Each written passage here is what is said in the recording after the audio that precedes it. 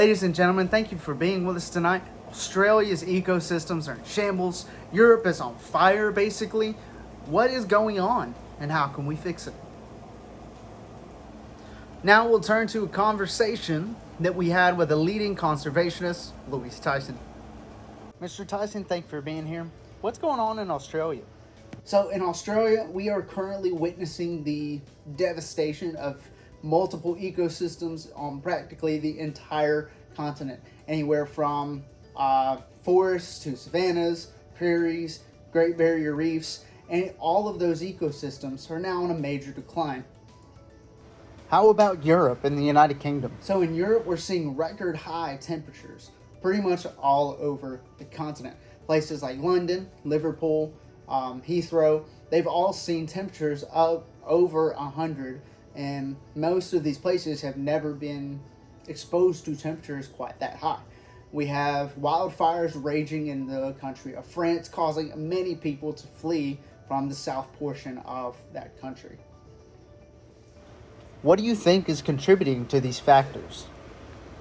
So to keep it short and sweet, a lot of this is contributed to climate change in both areas, in both Europe and Australia.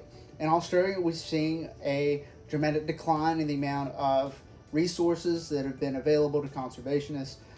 As species have started to decline, so have the resources that has been provided by government sources. So in Europe, it's also pretty simple. Climate change is having a really big effect on pretty much the entire northern hemisphere, not just the continent of Europe. People have kind of pushed climate change off to the side. We gained a lot within the past 20-25 years. However, the past 3 or 4, it started to decline once again. So what can be done to help? It's our legislators, finding those solutions and starting to implement them.